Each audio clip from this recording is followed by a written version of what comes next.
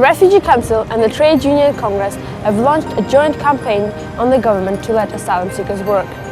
The new initiative aims to build trade union and public support for a change in policy that would allow asylum seekers who have been in the country for longer than 6 months or who are unable to return home to work and support themselves and to make a contribution to the UK economy.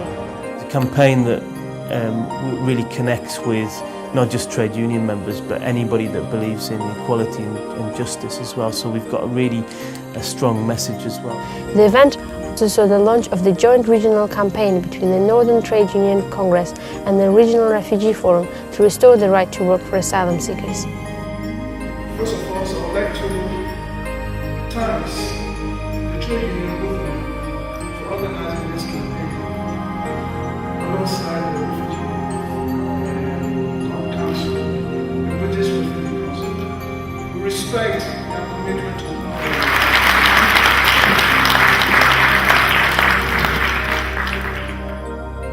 The event, held at the Centre for Life in Newcastle, drew a fantastic audience of over 60 trade union organisers and activists, community representatives, refugees and asylum seekers.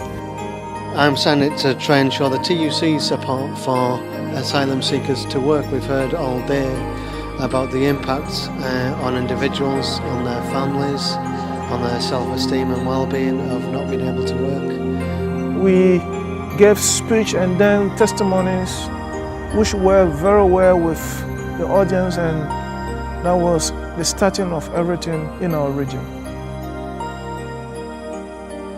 In 2002, the policy allowing asylum seekers to work after 6 months was reversed.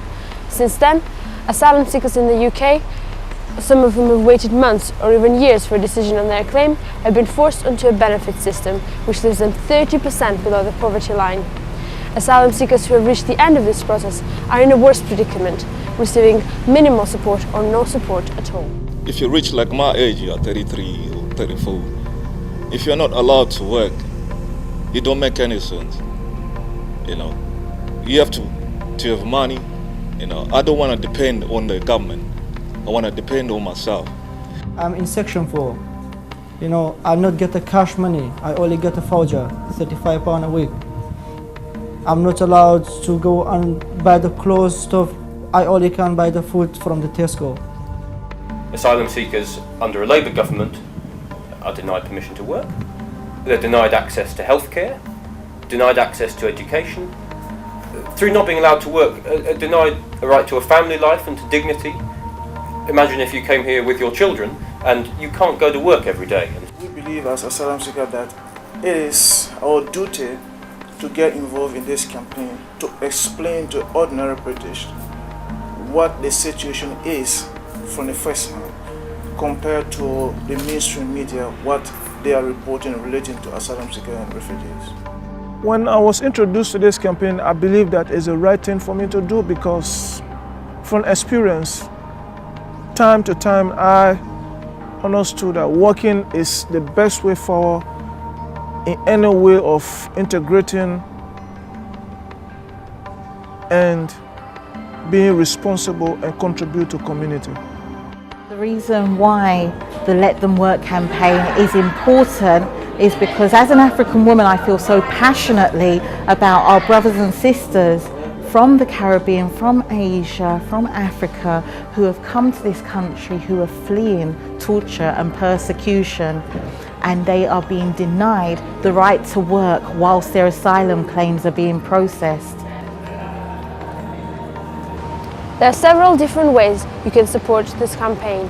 You can get involved in it either as in a very small way by writing a letter to an MP, which, you know, there's model letters out there that people can use. Wouldn't take you long at all, or you might want to get really heavily involved in the way that the campaign is run, organising events or organising something that would contribute to the campaign. So there's a role for everybody. I think that's really important thing to say, that you don't have to. People shouldn't feel like because they get involved in the campaign there'll be lots of pressure on them to do all the big things. It can be small steps, you know, and small things that put together make the real change. Volunteer to join the Regional Refugee Forum subgroup to plan campaign actions in our region and to meet other agencies to coordinate our work. Volunteer to speak about the issue and give your story at the union branch meetings so as to encourage union membership to support the campaign. Volunteer to help organize or perform at events in your area or regionally to raise public awareness and support for the campaign. Volunteer to collect testimonies, personal stories from members of your community by encouraging them to complete the questionnaires, by making voice-recorded dialogue or video with them. Volunteer to write articles for the press or give interviews to the media. If I'm entitled to work, it's good for both sides, for us and for government as well. They don't have to spend money on housing or pay the vouchers or money, things like that. This really is about refugees and asylum seekers and about them empowering themselves and being able to take control over this campaign. Sam claimed asylum in the UK in 2003 and is still waiting for a resolution on his case. He lives in Sunderland with his partner and a young child and voluntarily runs the Sunderland Integration Project. I attended conferences, trainings with Trade Union Congress, and I attend their annual Congress in Brighton, which of course gave me the idea to move on and build a subgroup around our region, northeast of England.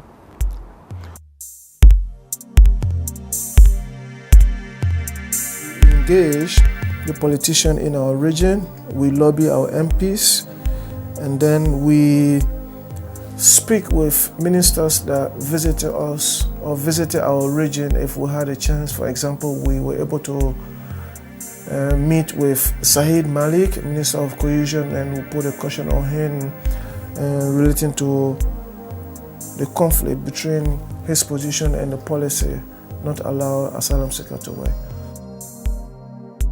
Gabriel Mulamba is from the Democratic Republic of Congo, went to university and gained a degree in electrical engineering and then worked professionally as an engineer in TV and radio station, had a comfortable and decent life and was able to provide for extended family and friends. We are the people, we can even contribute to the economy of this country, but they don't really give us that chance to do it. But we really deserve it because we are here for our safety.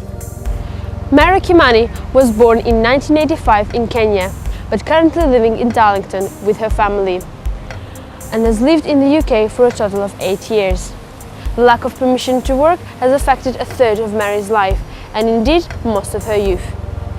Let me begin by thanking the TUC for giving us this opportunity to address you, and to you, the audience, for being here. My thanks go out to all the students. I will start by telling you who I am, and then give a personal account of how the lack of permission to work has affected me. My name is Mary Kimani, and I am 23 years old. Mary joined the Right to Work campaign subgroup, and she is one of the influential young people who are members.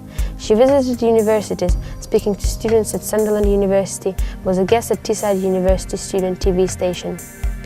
Unfortunately, this is but one story out of many. Up and down the UK, people like Mary are finding themselves in impossible sets of circumstances, varying only in degree of severity.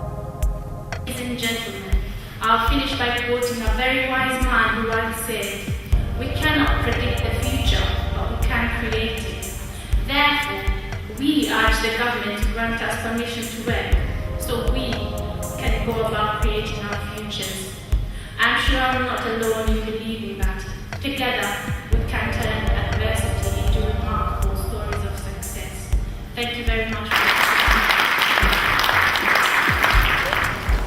Recently, Mary and Mohammed have been granted a refugee status. They have been with the campaign since the early days and have started campaigning because they could not work, finish studies or get married, but they fought for their right. Did this campaign help them get their leave to remain in the UK? We cannot say for sure, but what we can conclude from this is that one's asylum case cannot be negatively affected for being part of it. Other people, like Sam, Gabriel and myself, are still waiting, and we believe that we have to fight for our right, because if we don't, then who will?